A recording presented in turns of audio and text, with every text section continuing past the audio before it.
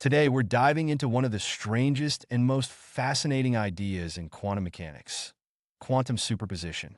At the heart of this concept is the idea that particles like electrons or photons can exist in multiple states at once until we observe or measure them.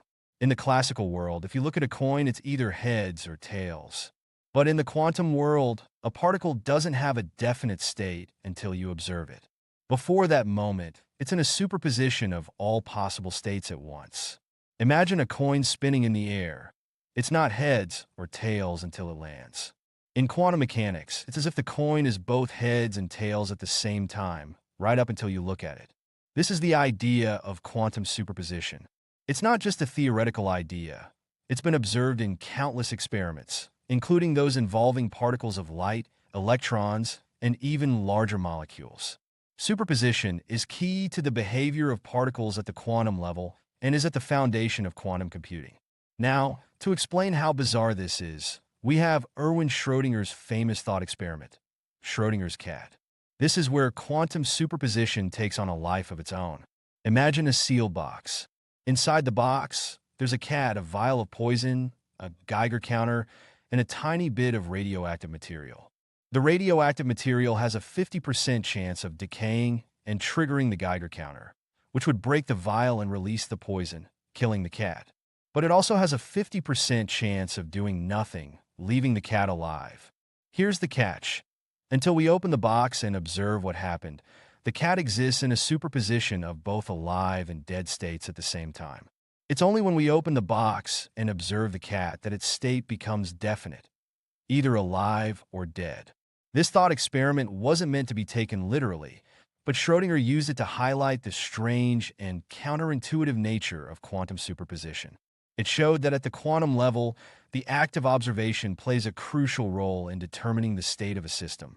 So, what does this tell us about reality? In classical physics, objects have well-defined properties whether or not we observe them. But in the quantum world, the act of observation itself changes the system. Until we observe, a particle exists in multiple states simultaneously, an idea that challenges our everyday understanding of the world. This is part of what makes quantum mechanics so mysterious. It forces us to rethink the way we understand reality. The simple act of observing can change the very nature of a quantum system, collapsing all possible states into one. Superposition isn't just a strange curiosity.